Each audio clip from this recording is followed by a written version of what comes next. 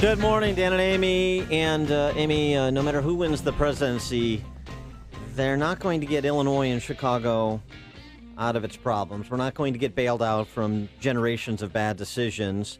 And some more bad news, this from Governing Magazine. So far this year, no major pension plan has reported a preliminary annual investment return of more than 1.5%.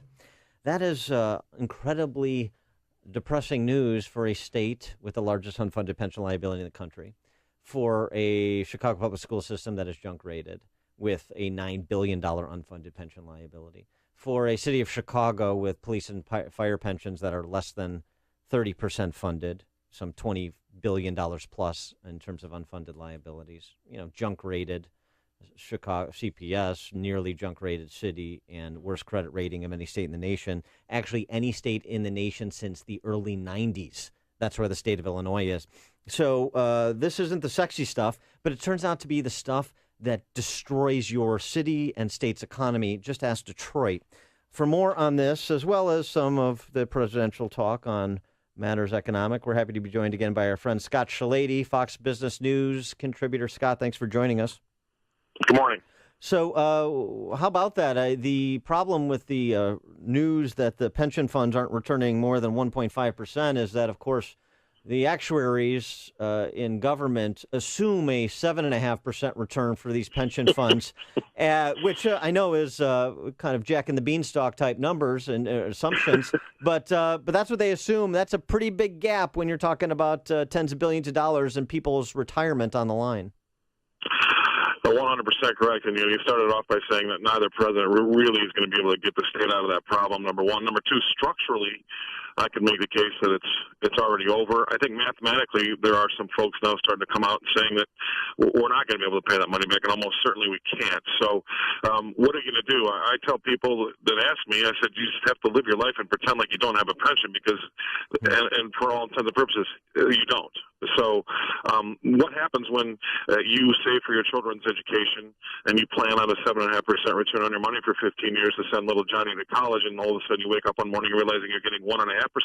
You do the natural thing. And the natural thing is to put your hands in your pockets and stop spending.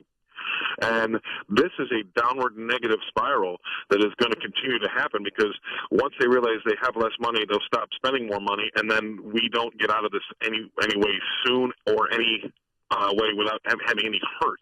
So there isn't any good news there. It's only going to get worse, and neither one of the presidents can, whomever that may be, will get us that problem. But don't you think there'd be civil unrest if the firefighters and police officers and teachers don't get their pensions?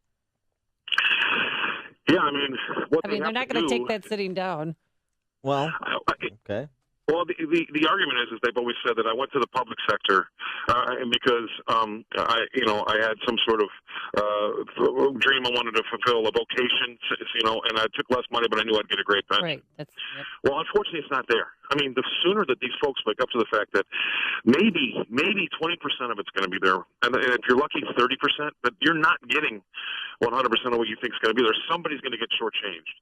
So you start to have to live your life like it's not going to be there.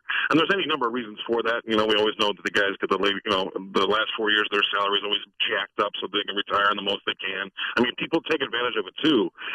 But at the end of the day, it's just not there. And yeah, there could be some civil unrest, or they have to realize that they're going to have to do something different, or they're going to be scooping ice cream at Dairy Queen until they're 98 years old. Right. I mean, look, you can protest all you want. If the money's not there, it's not there. And because the public sector unions, particularly SEIU and AFSCME and the teachers unions, have been so intractable on the issue, maybe if you're a 40-something-year-old or younger member of one of those public sector unions, you should be looking at your leadership and asking some difficult questions of that leadership in terms of what you should rely on or should expect is going to be there in 10 or 15 or 20 years when you're nearing retirement.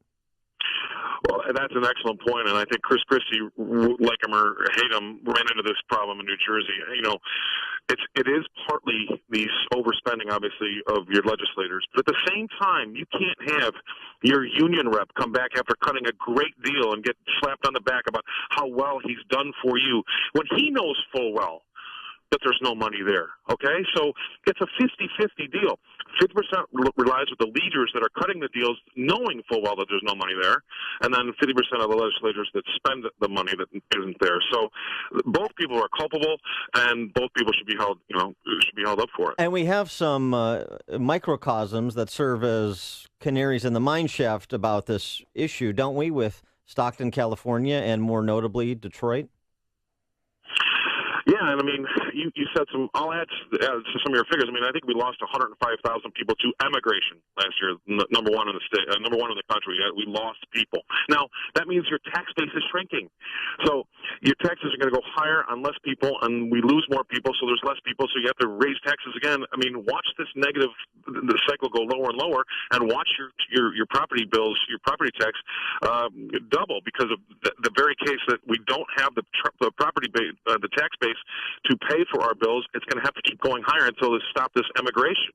We lost more millionaires last year than there's only two other cities that lost more. I think it was Paris and Rome. And yeah, that's Chicago. right. That's right.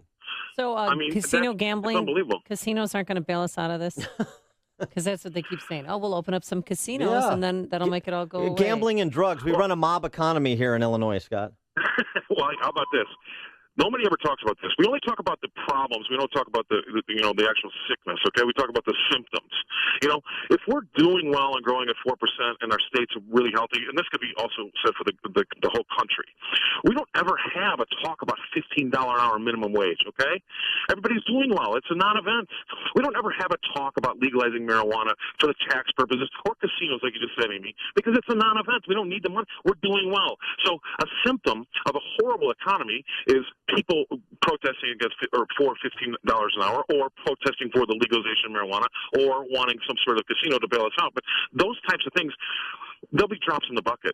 It's not going to help any. I mean, like I said, structurally, we're almost to the point of no return, and mathematically, some folks have argued we are. Speaking of the state of the economy nationally, Donald Trump, in his speech before the Detroit Economic Club the other day, kind of picked up where we left off last week, talking about the July jobs number, saying that 5% unemployment number is one of the great hoaxes in American politics. Is he right about that?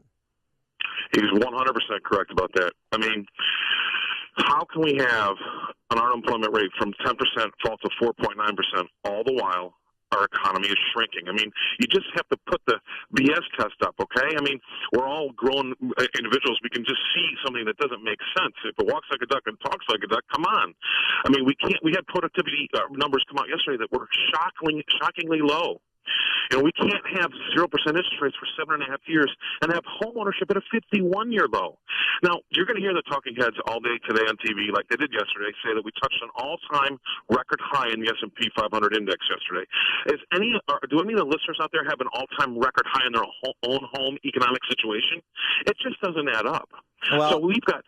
Go ahead. No, I was just going to say, if it walks like a duck and talks like a duck, it's probably going to replace Joy Behar on The View. Scott Shellady, Fox Business News contributor. Scott, thanks for joining us. Appreciate it. All right, see you. Thanks. And he joined us on our turnkey.pro answer line.